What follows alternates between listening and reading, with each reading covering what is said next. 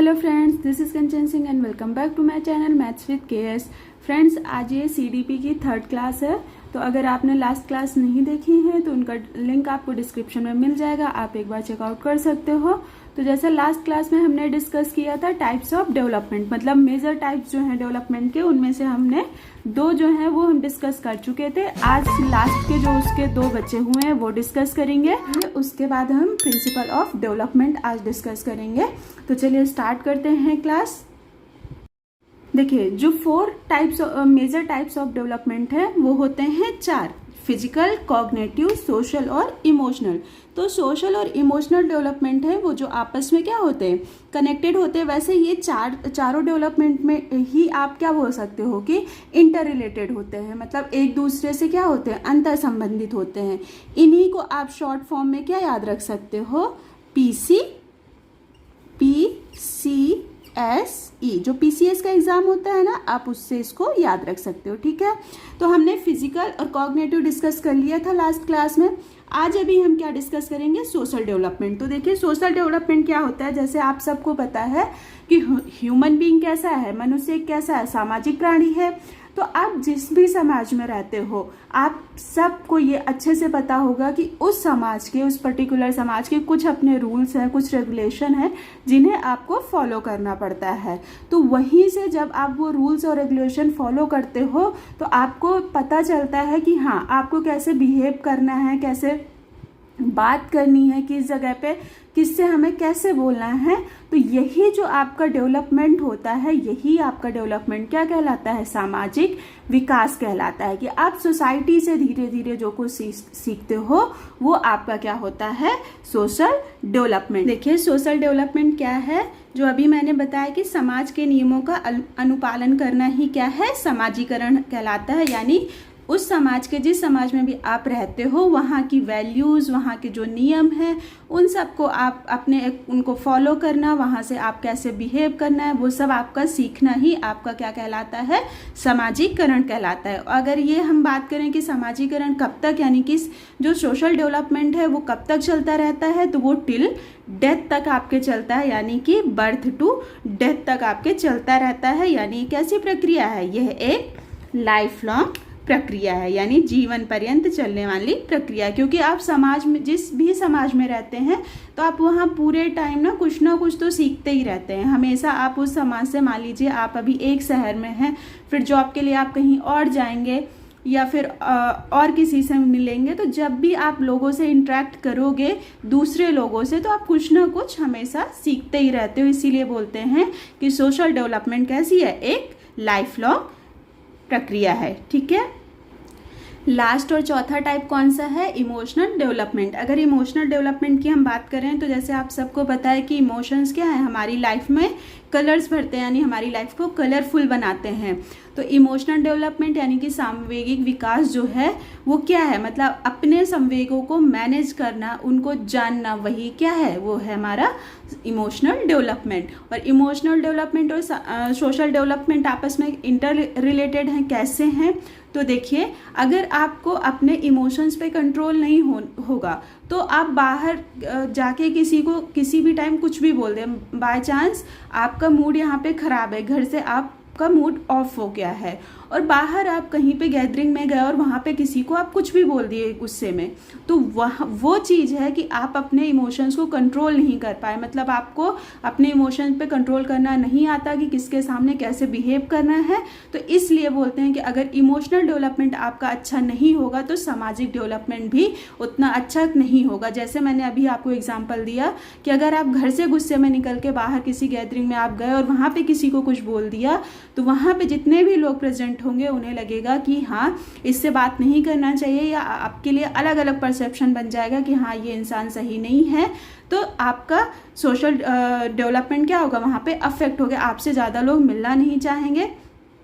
तो इसलिए अपने इमोशंस पे कंट्रोल लाना, ये धीरे धीरे जैसे जैसे आप बड़े होते जाओगे, आपके इमोशंस पे आपका कंट्रोल बढ़ता जाता है। तो इमोशनल डेवलपमेंट क्या है, emotional development is about knowing and managing your emotions, मतलब अपने इमोशन को मैनेज करना ही क्या कहलाता है, आपका इमोशनल डेवलपमेंट हो गया।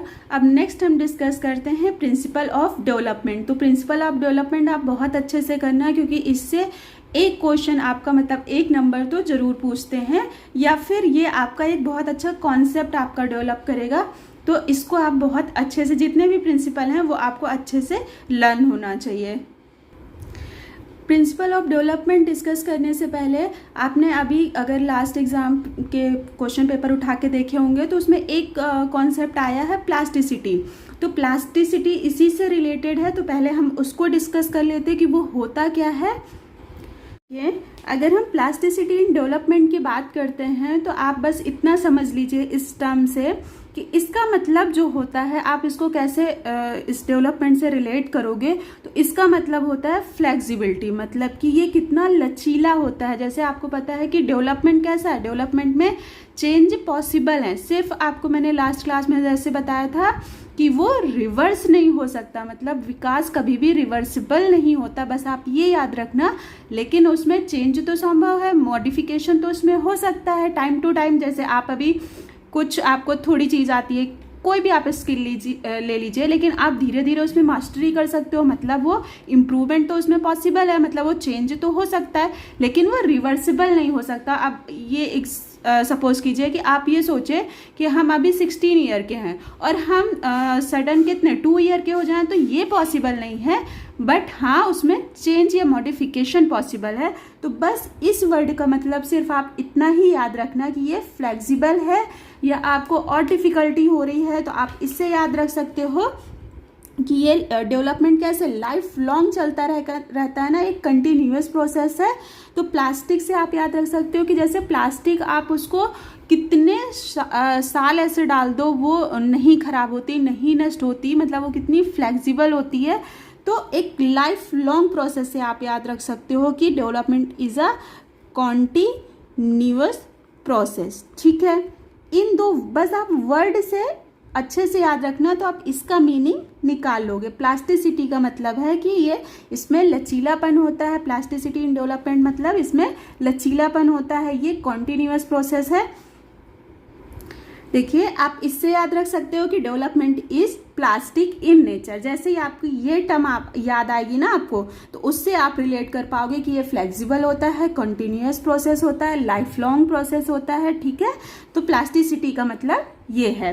अब अगर इसी में हम न्यूरोप्लास्टिसिटी बोल दे तो मतलब कि ब्रेन, न्यूरो मतलब न्यूरोलॉजी क्या होती है, ब्रेन से रिलेटेड होती है ना। तो अगर हम न्यूरोप्लास्टिसिटी की बात करें तो न्यूरोप्लास्टिसिटी न्यूरो से क्या आप समझ सकते हो, ये किससे रिलेटेड होता है, मतलब ब्रेन से। तो हम यहाँ किसकी बात कर रहे हैं, मतलब ब्रेन से। तो आप ये समझ सकते हो कि ब्रेन कैसे कि अपने अनुभव के आधार पर जो चेंजेस होते हैं ना, जैसे सपोज कीजिए एग्जाम्पल ले लेते हैं कि एक्सीडेंट में किसी का जो राइट हैंड है वो डैमेज हो गया, मतलब वो कैपेबल नहीं रहता है।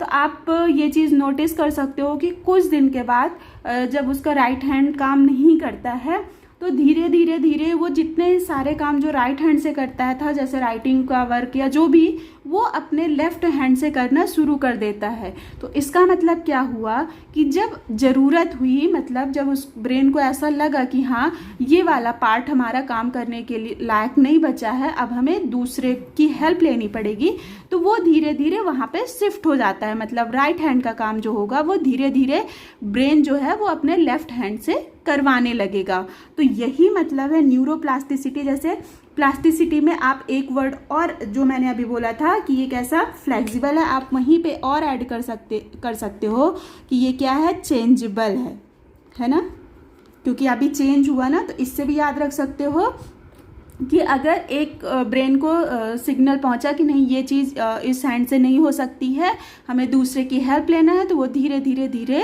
चेंजेस क्या करता है, कर लेता है। तो यही आपका क्या कहलाता है, न्यूरोप्लास्टिसिटी। मतलब अपने अनुभवों के आधार पे ब्रेन में जो कुछ चेंजेस करता है तो वही आपका न्यूरोप्लास्टिसिटी कहलाता है। तो आई होप आपको ये दोनों वर्ड अच्छे से समझ आ गए होंगे, क्योंकि ये लास्ट ईयर पूछे गए हैं, तो इस साल भी इनके आने की पॉसिबिलिटी बहुत ज़्यादा, हो सकता है कुछ घुमा के दे दे, बट ये पूछने की पॉसिबिलिटी ज़्यादा है।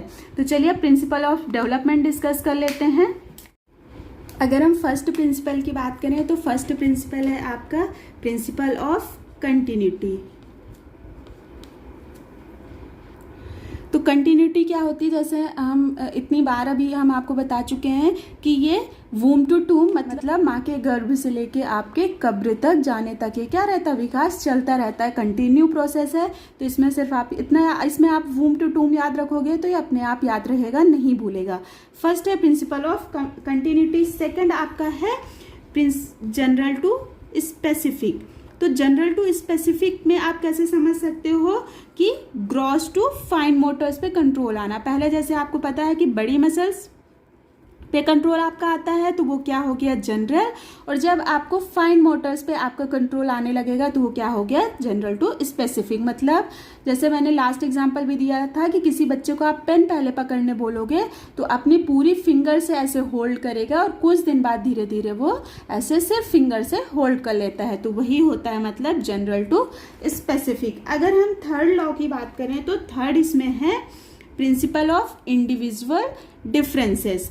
इंडिविजुअल डिफरेंसेस मतलब कि डेवलपमेंट, जैसे आपको पता है कि इसकी जो विकास की दर होती है वो सभी के लिए क्या होती है, अलग अलग होती है। हो सकता है कि कोई बच्चा 1.5 साल में चलना शुरू करे तो वहीं कोई बच्चा हो सकता है 1 साल के बाद ही चलना क्या कर दे, स्टार्ट कर दे। तो इसमें बहुत सारे रीजंस हो सकते हैं। कुछ तो हो सकता है एनवायरनमेंट का, हो सकता है उसको बहुत अच्छे से न्यूट्रिशन ना मिला हो इसलिए उसने लेट चलना स्टार्ट किया हो, या हो सकता है कि कुछ उसमें हेरिडिटी वाली प्रॉब्लम रही हो, मतलब हो सकता है कि उसकी तबीयत खराब हो गई हो या कुछ उसमें स्टार्टिंग से थोड़ी सी प्रॉब्लम रही हो तो वो काफ़ी लेट चलना बच्चा स्टार्ट करता है। बट इसका मतलब ये नहीं है कि वो सारे बच्चों के लिए एक ही रूल फॉलो होगा कि नहीं, ये एक फिक्स है कि बच्चा आपका 1 साल में चलना स्टार्ट कर देगा तो मतलब कर देगा, ऐसा नहीं है। सारे बच्चों के लिए या सभी के लिए ये क्या होती है, डेवलपमेंट की जो दर होती है, रेट होता है, वो अलग अलग होता है। मतलब हाँ, ये सीक्वेंस तो फॉलो होता है। जैसे मैंने आपको बताया था कि बच्चा पहले क्रॉल करेगा फिर खड़ा होगा, मतलब ये एक यूनिफॉर्म तो होता है, एक यूनिफॉर्म पैटर्न तो फॉलो करता है, लेकिन इसका जो रेट होता है डेवलपमेंट का यानी विकास की जो दर होती है वो सभी के लिए क्या होती है, अलग अलग होती है। तो बस नेक्स्ट वाला जो प्रिंसिपल है वो इसी से रिलेटेड है। जैसे यह है इंडिविजुअल डिफरेंसेस, तो नेक्स्ट है आपका यूनिफॉर्म पैटर्न।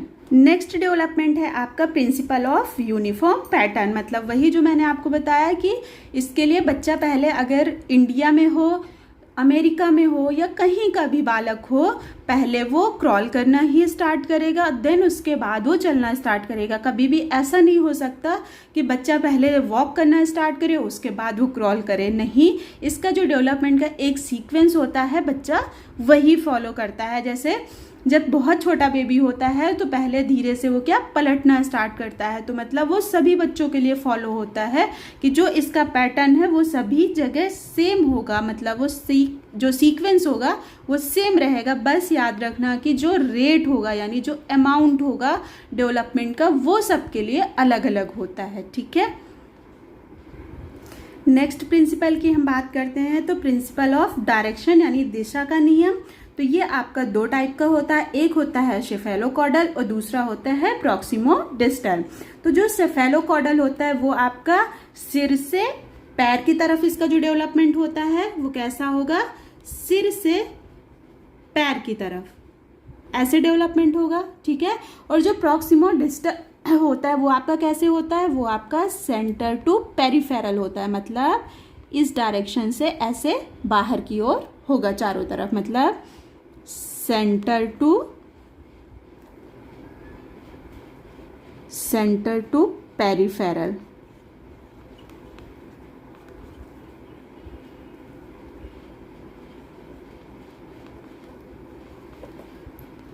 ठीक है।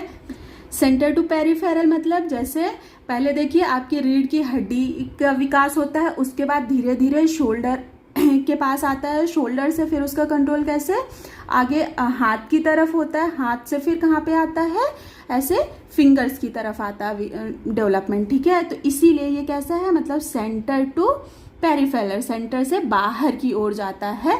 तो ये वाला विकास क्या होता है, प्रॉक्सिमो डिस्टल। और एक होता है सेफेलोकॉर्डल, मतलब ये कौन सा होगा, सिर से पैर की तरफ। ये कैसा होता है आपका, सिर से पैर की ओर, ठीक है। तो आप इसको याद कैसे रख सकते हो, आप जैसे ये क्या है सेफेलो, तो किससे स्टार्ट हो रहा है, सा से हो रहा है, तो आप वहीं से याद रख सकते हो सिर, क्योंकि ये एग्जाम में 1 नंबर का जरूर आता है और ये नाम से ही आता है। तो वहाँ पे आप कंफ्यूज ना हो जाओ कि इसमें सेफेलोकॉडल, ऐसा तो नहीं कि सेंटर टू पेरिफेरल भी ऑप्शन में रहेगा तो आप ये टिक करके नहीं आओ। तो मतलब आपको इनका नाम के साथ साथ आपको ये भी पता होना चाहिए कि किस डायरेक्शन में डेवलपमेंट इनका होता है। तो सेफेलोकॉडल सिर से पैर, प्रॉक्सिमोडिस्टल सेंटर टू पेरिफेरल, ठीक है। ये बहुत ही इंपॉर्टेंट है, आप इसको इंपॉर्टेंट मार्क कर लेना, इसको अच्छे से ये दोनों नाम आप याद रखना, क्योंकि ये हर साल ऑलमोस्ट पूछा ही जाता है, दोनों में से कोई एक जरूर पूछा जाता है। चलिए नेक्स्ट की बात करते हैं प्रिंसिपल की। तो देखिए नेक्स्ट प्रिंसिपल कौन सा है, प्रिंसिपल ऑफ इंटीग्रेशन। जैसे नाम से ही पता चल रहा है इंटीग्रेटेड मतलब एक साथ जुड़ा हुआ। तो ये कौन सा इसमें क्या होता है, तो आप इसमें कोई भी गेम का आप एग्जांपल याद रख सकते हो। जैसे आप आइज से, हैंड से, जितनी भी आपकी मसल्स है सबका कोऑर्डिनेशन क्या होता है, एक साथ होता है, सब एक्टिव होते हैं। आप देख भी रहे होते हो कि बॉल कहाँ से आ रही है, उसी टाइम पे आपको बॉल को हिट भी करना होता है ना। तो या फिर आप साइकिल चलाना बोल सकते हो, जब आप साइकिल चलाते हो तब भी आप बहुत ही कॉन्सेंट्रेट होकर देखते हो, तो आपकी सारी मसल्स क्या होती हैं, एक साथ एक्टिव होती है। तो एक साथ मतलब इंटीग्रेशन, एक साथ वो काम करती हैं। या जैसे अभी एग्जांपल ले लीजिए कि अगर आप अभी वीडियो देख रहे हैं और नोट्स भी बना रहे हैं, तो देखिए आप वीडियो देख भी रहे हैं, सुन भी रहे हैं और आप राइटिंग भी कर रहे हैं। तो मतलब क्या, सारी मसल्स आपकी कैसे एक साथ काम कर रही हैं, आप इंटीग्रेट होके आपकी मसल्स क्या कर रही हैं, यहाँ पे काम कर रही हैं। तो यही कहलाता है नियम, जो कहलाता है प्रिंसिपल ऑफ इंटीग्रेशन। तो आप यहाँ पे कोई किसी भी गेम का आप एग्जांपल ले सकते हो, चाहे आप साइकिल चलाना हो गया, फुटबॉल, क्रिकेट, या फिर अभी जैसे आप एग्ज़ाम देने आप वहाँ पे बोल सकते हो कि आपका माइंड भी उसी में एक्टिव भी रहता है, आप राइटिंग भी कर रहे होते हो, आप अपना पेपर भी देख रहे होते हो, चीज़ें रिकॉल भी कर रहे होते हो।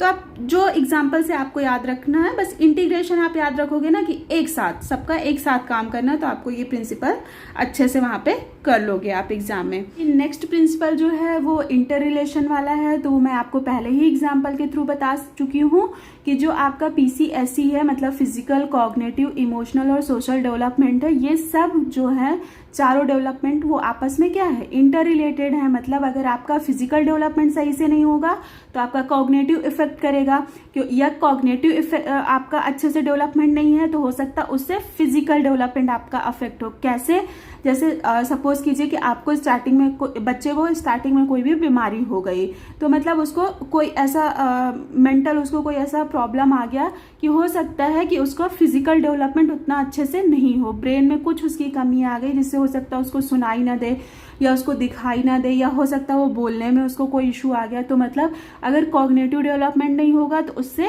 फिजिकल डेवलपमेंट भी अफेक्ट होता है, ठीक है। और अगर फिजिकल डेवलपमेंट सही से नहीं होगा तो उससे कॉग्निटिव डेवलपमेंट भी अफेक्ट होगा। अगर फिजिकल और कॉग्निटिव दोनों डेवलपमेंट अच्छे से नहीं हुए हैं तो उसका सोशल डेवलपमेंट भी अफेक्ट होगा, क्योंकि वो समाज में कैसे बिहेव करना है, कैसे रहना, हो सकता है वो उतने अच्छे से ग्रैस्प ना कर पाए, उसको प्रॉब्लम हो वहाँ पे एडजस्ट करने में।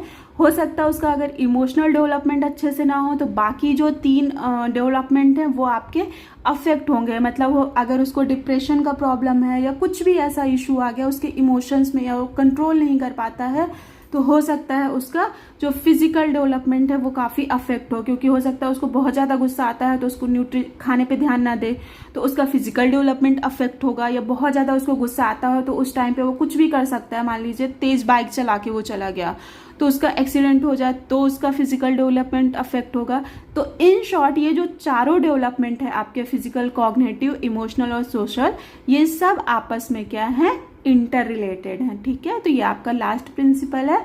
आई होप आपको प्रिंसिपल ऑफ डेवलपमेंट अच्छे से क्लियर हो गया होगा, प्लास्टिसिटी ऑफ डेवलपमेंट क्या है वो आपको अच्छे से क्लियर हो गया होगा। तो अब मिलते हैं हम नेक्स्ट क्लास में। अगर आपको वीडियो अच्छी लगी हो, हेल्पफुल लगी हो तो प्लीज़ लाइक कीजिएगा। और अब नेक्स्ट क्लास में हम, यानी कल की क्लास में हम डिस्कस करेंगे स्टेजेस ऑफ डेवलपमेंट, जो कि मोस्ट इम्पॉर्टेंट है, क्योंकि आपको स्टेजेस से आपको पता है प्याजे हैं या फिर ऐसे नॉर्मल ही आप क्वेश्चन ले लो, स्टेजेस से आपके 2 से 3 नंबर का क्वेश्चन जरूर आता है। तो चलिए मिलते हैं कल की क्लास में।